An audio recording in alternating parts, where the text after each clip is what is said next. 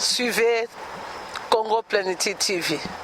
Congo Plenitude TV, c'est la différence. C'est la chaîne de Dieu. C'est la chaîne de bénédiction. Soyez les bienvenus. Vous voulez une bonne information? Landa, Congo Plenitude. Que Dieu bénisse. We stand together,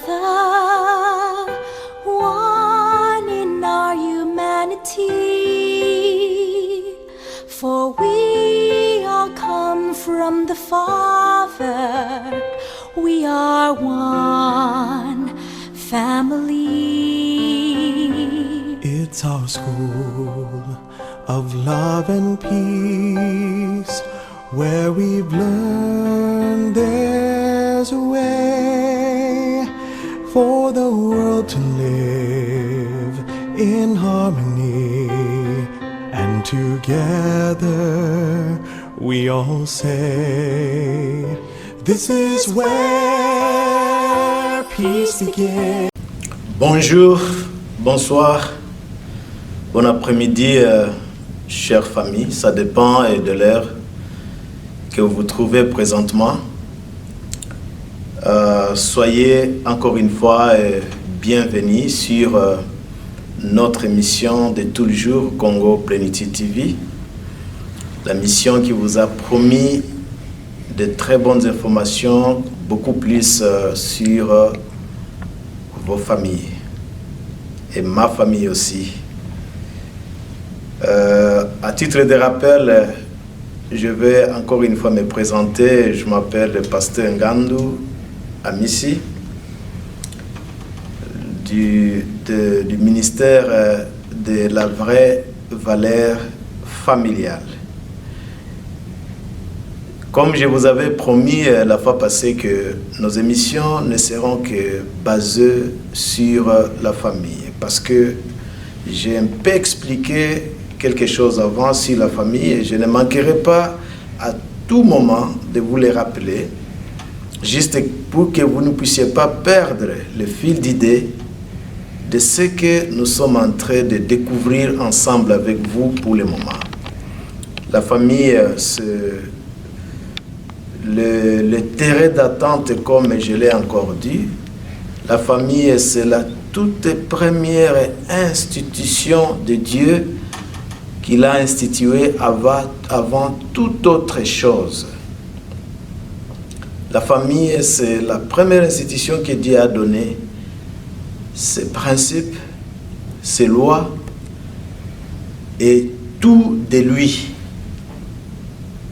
avec des personnes, comme nous avions expliqué la fois passée, l'homme et la femme que moi je suis en tant qu'homme, ma femme en tant que femme, Adam et Ève.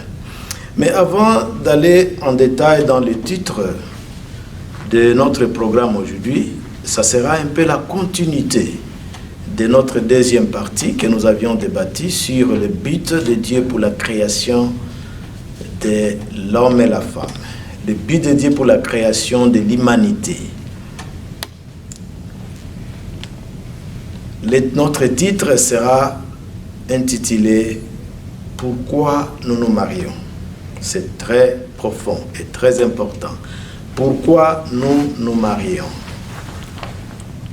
concerne les mariages.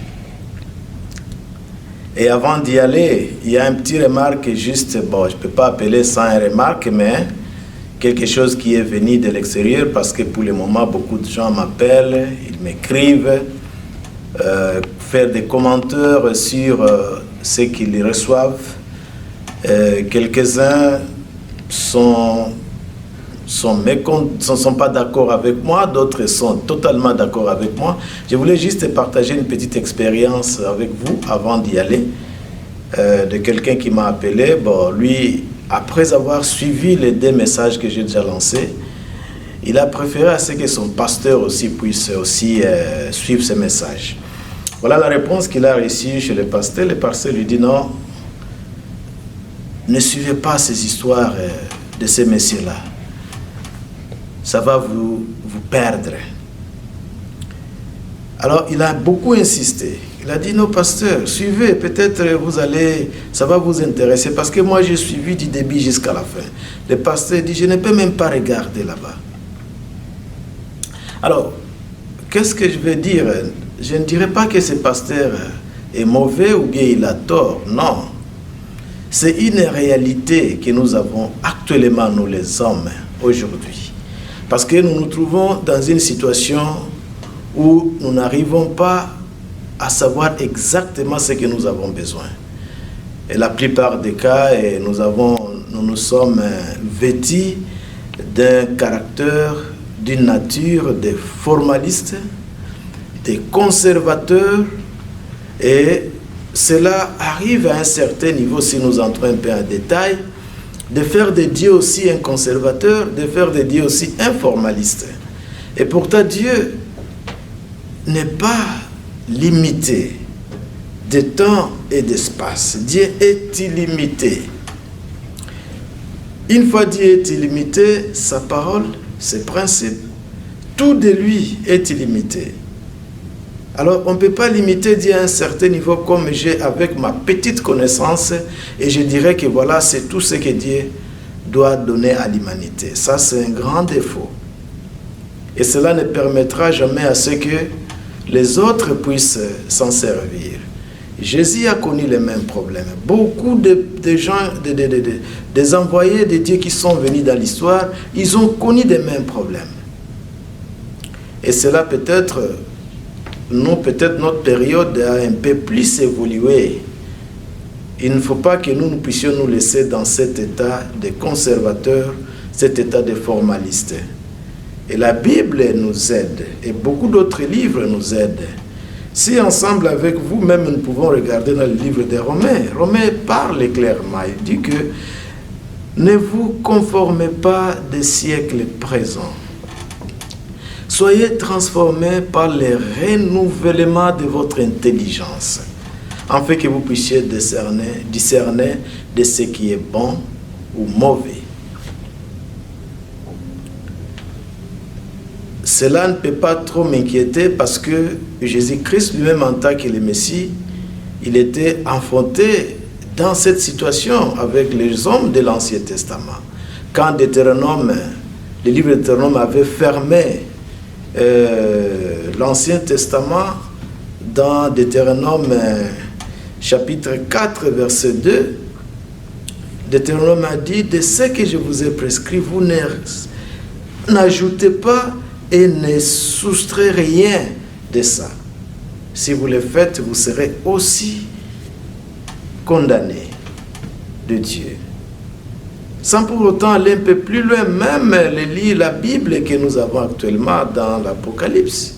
La Bible aussi dans l'Apocalypse a fermé, Apocalypse chapitre 22, verset 19, la Bible aussi a fermé cette parenthèse avec le même langage.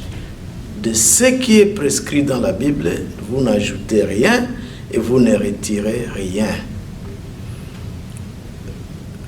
Ces versets ont fait subir à Jésus, quand il est venu,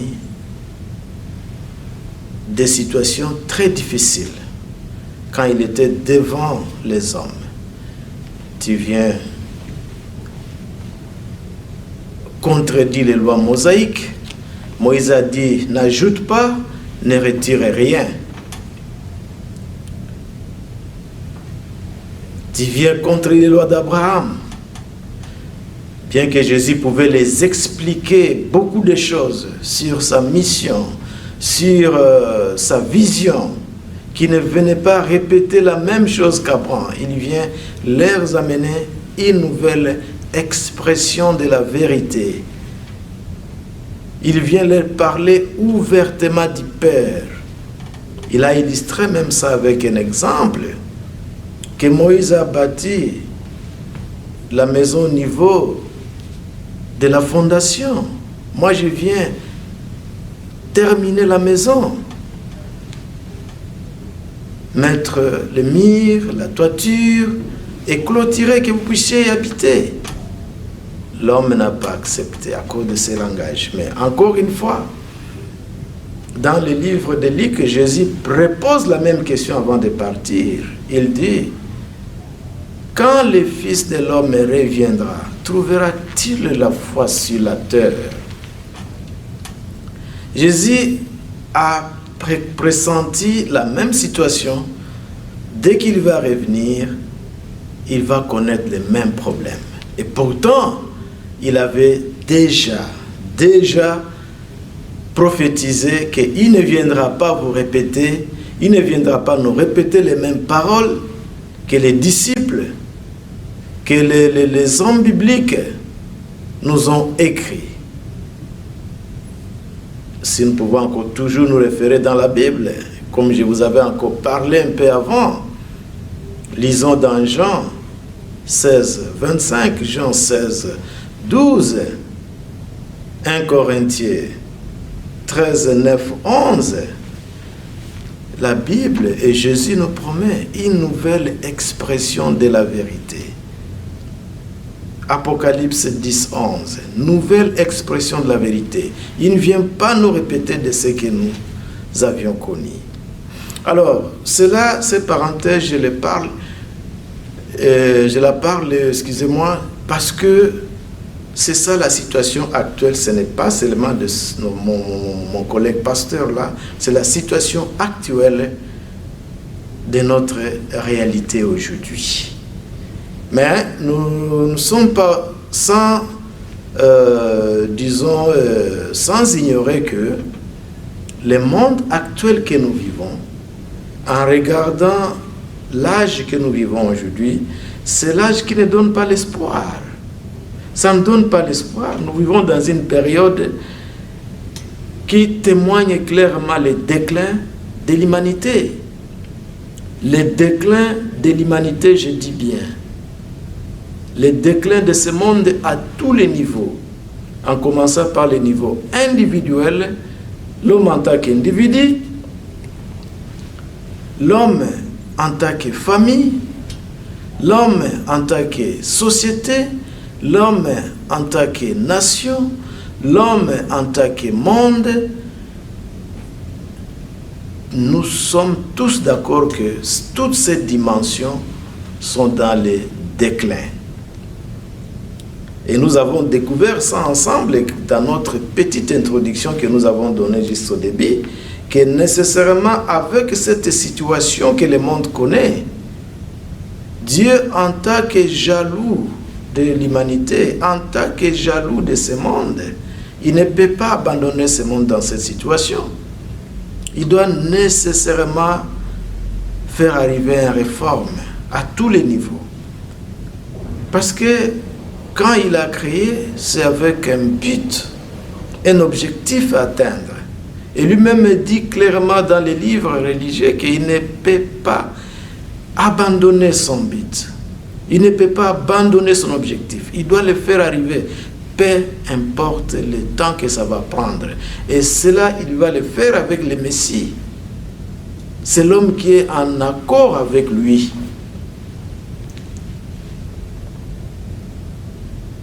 Nous avons les résultats que personne ne peut contester aujourd'hui, qui sont des résultats tellement négatifs. Nous voyons, sans pour autant discuter, le déclin de la famille, qu'aujourd'hui personne n'en veut. Regardez des fois. La lutte entre la science et la religion, c'est une réalité qui met en difficulté le développement de ce monde. La lutte entre les idéologies, les philosophies, la lutte entre les religions, les églises entre elles-mêmes. Personne ne peut pas contester cela. Et ça ne contribue jamais au développement de ce monde. Ça ne contribue jamais au souci de Dieu. Ça contribue tout simplement au soutien du destructeur de ce monde, Satan. Et cela, nous devons quand même être conscients que le moment actuel, ce n'est pas le moment de rester des formalistes, des conservateurs.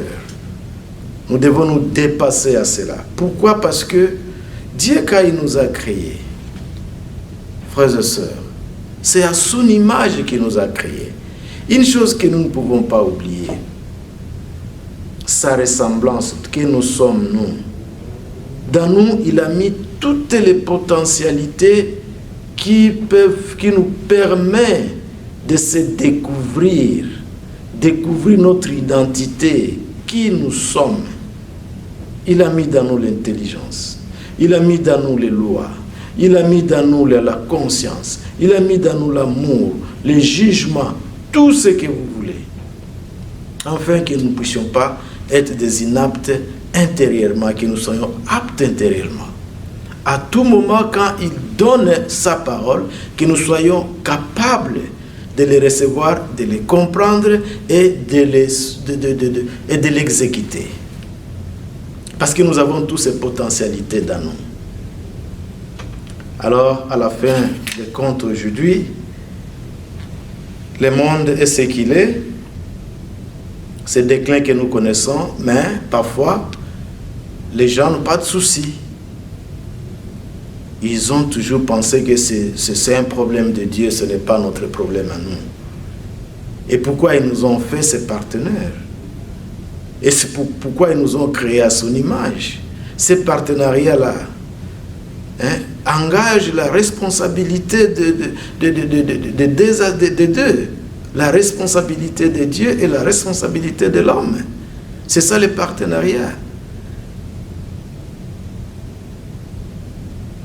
Et c'est pourquoi je voulais juste vous parler de ça, vous rappeler de ça, que j'avais déjà parlé un peu avant, afin que nous puissions ensemble avec nous commencer à découvrir les secrets cachés de l'histoire de Dieu. Et cette période, je n'hésiterai pas à vous le dire, c'est une période très différente de la période dont nous venons, où nécessairement qu'il doit y avoir un changement. Et quand on parle de changement, c'est le changement de tout. Il nous faut nécessairement une nouvelle expression de la vérité qui sera à mesure de résoudre, comme je vous avais dit. Il y a 6 livres religieux que Dieu a mis à la disposition de l'humanité. Et cela, ces livres ont déjà fait 6000 ans de l'histoire. Même les 6000 ans de l'histoire de la Bible parlent. Si nous posons la question aux hommes scientifiques, ils nous diront que c'est des milliers d'années. C'est plus que 6 millions de l'histoire après juste la chute de l'homme. Et cette nouvelle expression de la vérité, quand elle est enseignée, ça ne sera pas la répétition de ce que vous connaissez. Non. Tout doit être nouveau. Comme 1 Corinthiens, chapitre 13, verset 9 jusqu'à 11 parle. Nous connaissons en partie et nous prophétisons en partie, mais quand ce qui est parfait va venir, ce qui est partiel, ce qui est parti, va disparaître. C'est clair. Jésus dit, je vous ai parlé toutes ces choses en parabole, mais l'heure vient où je ne vous parlerai plus en parabole. Je vais vous parler ouvertement du Père. Il continue à dire, j'ai encore beaucoup de choses à vous dire, mais vous ne pouvez pas les porter maintenant. Quand moi-même je vais venir, parce que quand il parle l'esprit de vérité, il parle de lui-même. Quand l'esprit de vérité viendra, il vous parlera de tout. Jésus parlait de lui-même. Il n'y a pas un autre esprit de la vérité. Quand je viendrai, quand l'esprit de la vérité viendra, vous parlera de tout ce qu'il a attendu de Dieu. C'est-à-dire, ça ne sera plus ce que nous avons, chères familles, chers frères et sœurs. Et aujourd'hui, notre thème que nous allons essayer un peu de parler, c'est pourquoi nous nous marions. Ne prenez pas le mariage juste comme quelque chose d'habituel. Comme nous avons toujours l'habitude Quand vous grandissez, vous avez un peu les moyens, ou bien une femme regarde un peu là maintenant de poitrine bombée, et maintenant je suis prête à me marier. Un homme, bon, les pantalons maintenant commencent à bien se fixer, je vais me marier. Des peu de barbe, non, c'est pas dans ce sens. Pour Dieu qui a initié ces principes, il a d'autres façons de voir le mariage. Il a d'autres conceptions sur le mariage. Il a un but sur le mariage. Il a des raisons pour ce mariage. Pourquoi? Parce que ceux qui vont se marier, c'est qui et qui? C'est l'homme et la femme. Et l'homme et la femme sont qui et qui devant Dieu? L'homme et la femme, ce sont les images de Dieu. Son image masculine et son image féminine, c'est-à-dire la masculinité de Dieu et la féminité de Dieu. Dieu invisible qu'il était avant la création, il s'est fait visible maintenant après la création que nous avons vu ensemble avec vous dans la Bible.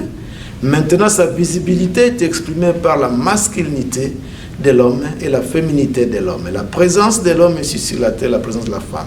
Ça, c'est sa visibilité. Comme nous avions conclu que l'homme et la femme sont des manifestations visibles de la nature invisible de son auteur qui est Dieu. Sa nature invisible qui est restée longtemps s'est fait visible après la création qu'il a identifié ça à l'homme et la femme. C'est-à-dire Dieu, dans son invisibilité, il possédait ses masculinités et ses féminités qui étaient unies en lui-même dans la parfaite relation à lui-même, dans son invisibilité.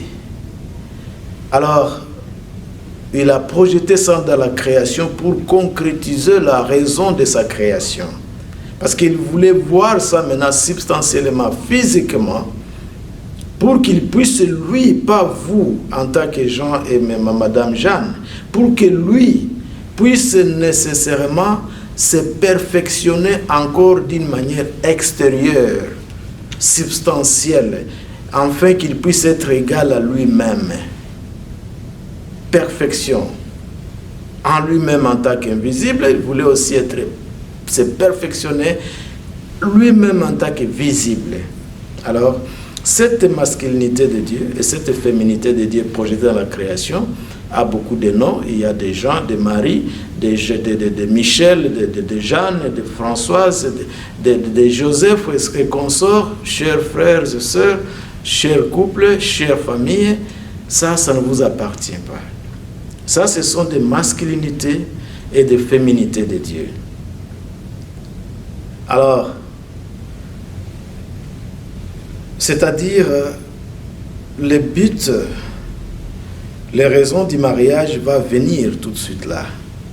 Je pense que vous commencez à avoir une idée. Parce que le mariage, maintenant, ça sera l'union de la masculinité et de la féminité. Et vous comprenez déjà que cette masculinité, cette féminité, ça n'appartient pas à M. Jean et ça n'appartient pas à Madame Jeannette. C'est la masculinité de Dieu, la féminité de Dieu. Originellement, c'était ça la conception et le but pour que la masculinité et la féminité puissent être ensemble avec un but que nous allons voir tout de suite. C'est-à-dire Dieu complet en lui-même, sur le plan spirituel.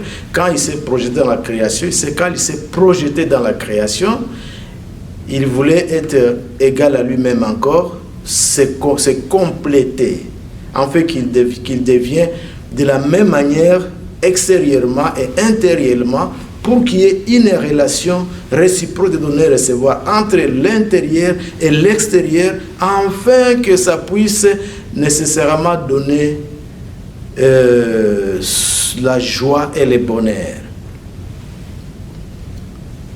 Pour lui d'abord, et pour ceux-là qui vont s'ajouter, se donner les noms de Jean et Jeanne.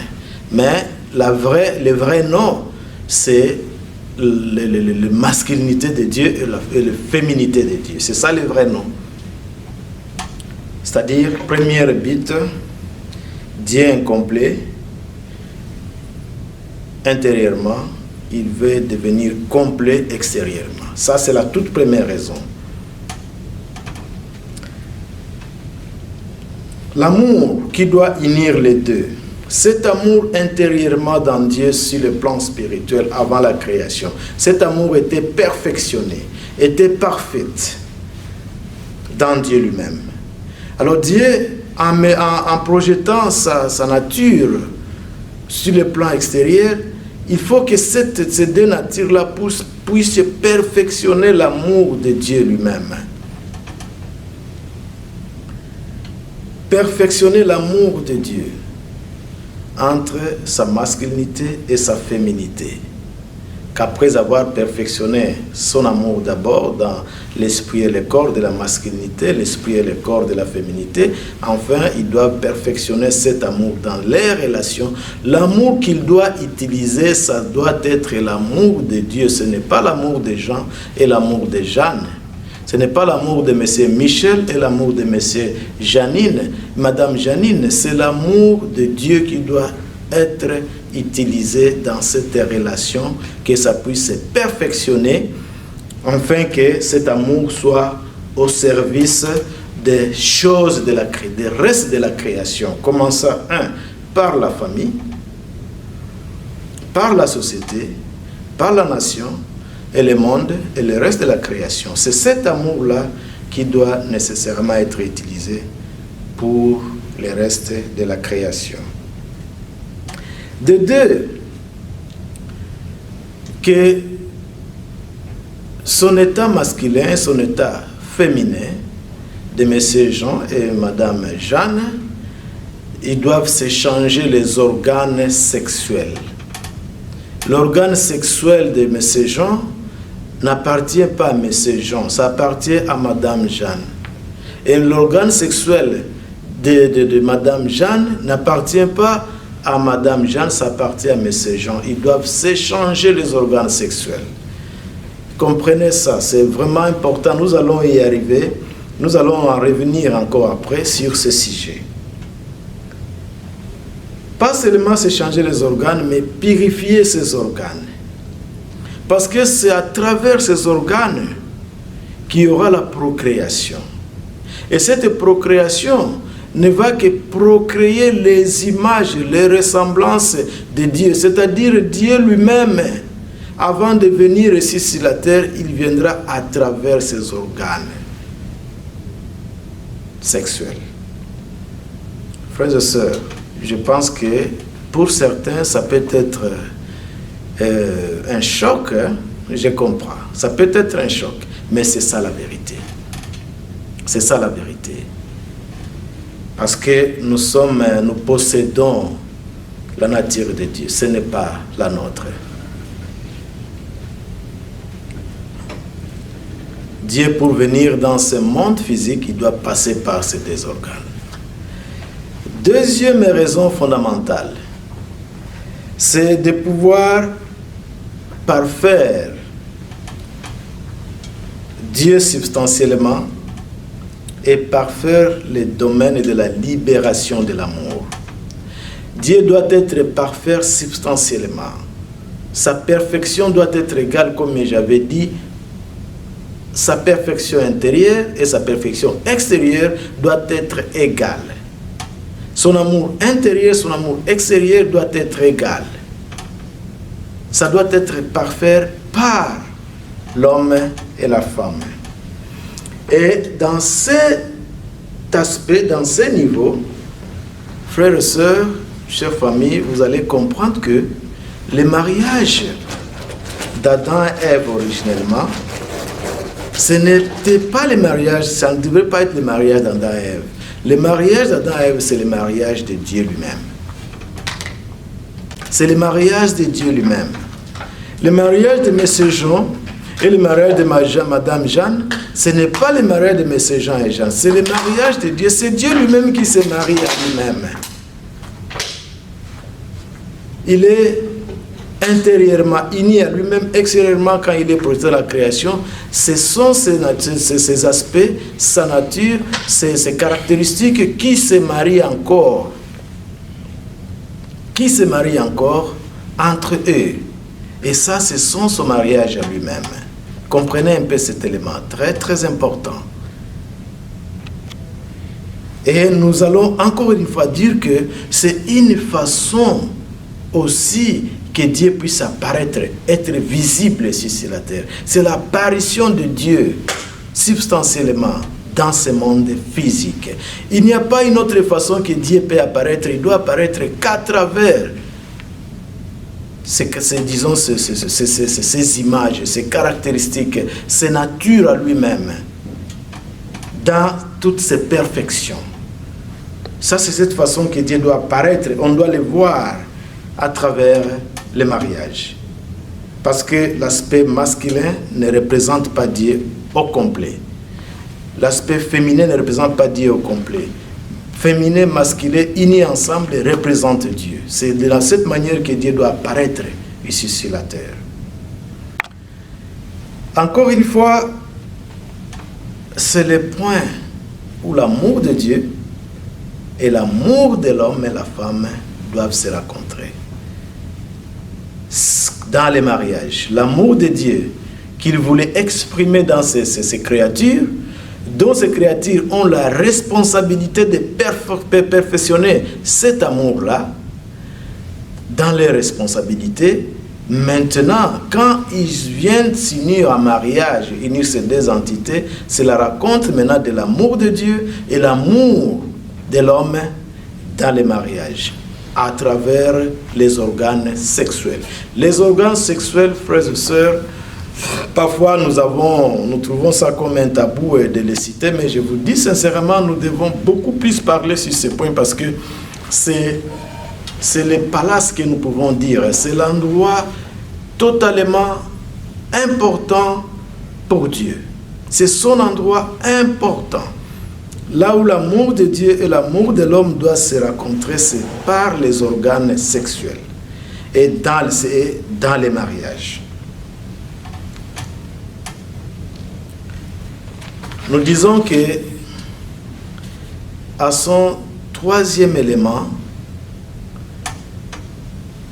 c'est l'endroit où maintenant Dieu doit multiplier ses ressemblances dans les mariages, où doit multiplier ses ressemblances. Là où doit commencer la famille, ses vrais enfants doivent commencer là-bas, où il doit multiplier le vrai amour.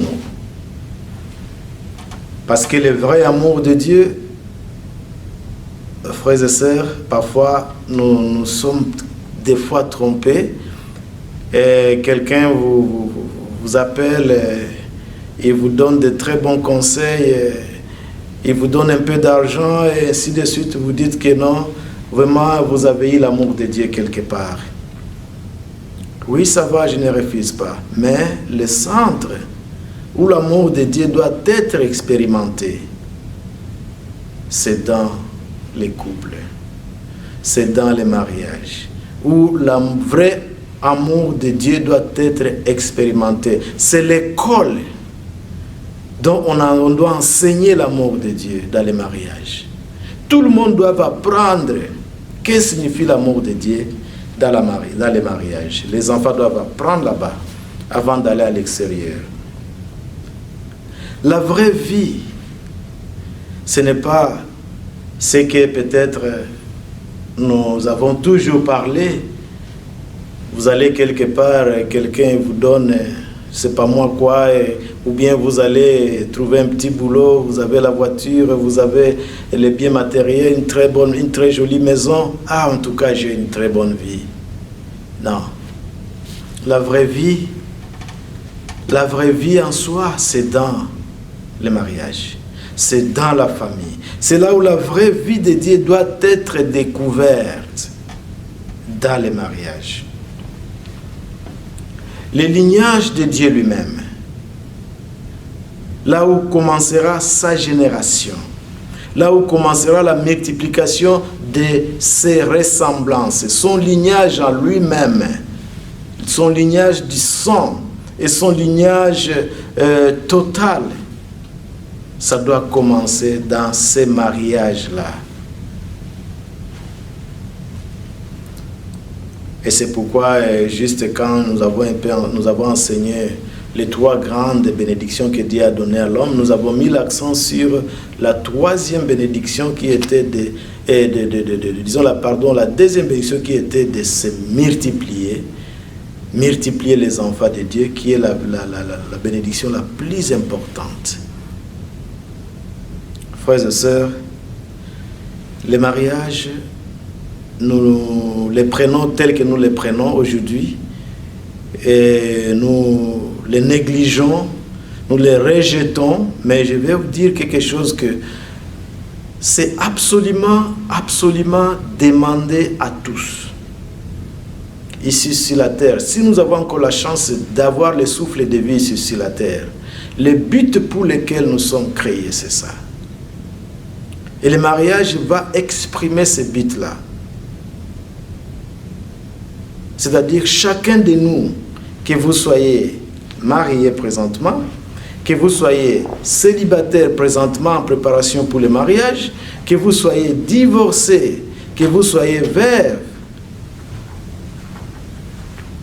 ne rejetez pas ceci. Avant de quitter ici la terre, vous devez arriver à prendre cette chance de substantialiser, permettre l'apparition de Dieu ici sur la terre à travers votre couple.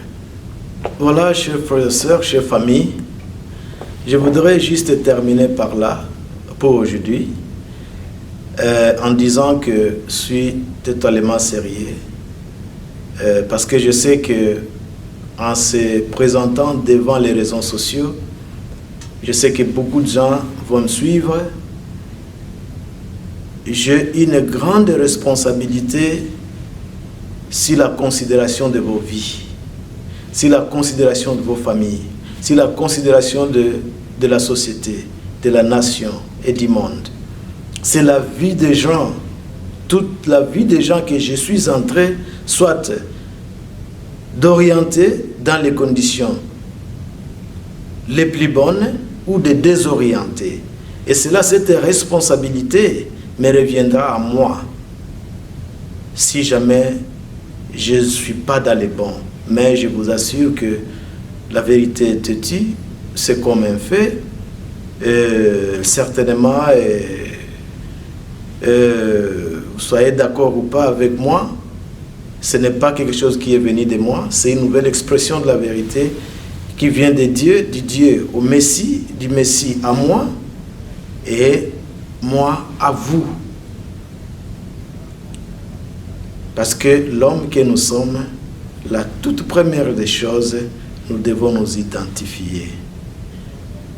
Nous devons nous identifier qui nous sommes, quelle est notre valeur, notre mission, responsabilité ici sur la terre.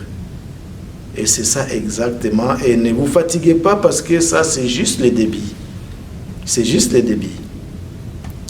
Rendez-vous au chapitre suivant, chère famille. Là où nous allons voir maintenant, juste après la déviation de l'homme, à qui a profité ce mariage, qui devrait être le mariage de Dieu, qui devrait être la perfection de l'amour de Dieu, qui devrait être la multiplication des enfants de Dieu, du débit du lignage de Dieu, à qui ça a profité? Parce que cela n'a pas été fait exactement comme Dieu avait conçu originellement dans le livre de Isaïe 46:11. Merci beaucoup, chères familles et chers frères et sœurs. Je suis très content de des gens qui se sont abonnés et qui ont suivi ces émissions. Je recommanderais vraiment, parce que c'est ici où vous aurez nécessairement certaines choses qui seront, disons, des solutions de vos familles. Abonnez-vous massivement. Abonnez-vous massivement, comme je vous avais dit. Consultez YouTube et écrivez Congo Plenitude TV. Là, vous allez voir les messages du ministère de la vraie valeur familiale qui vont apparaître chaque semaine. Merci beaucoup. Abonnez-vous massivement. Merci frères et sœurs, que Dieu vous bénisse encore davantage et bon week-end à tous. Merci, je vous aime beaucoup. Ciao. We are one family. We are one family under God. We are one family. We are one.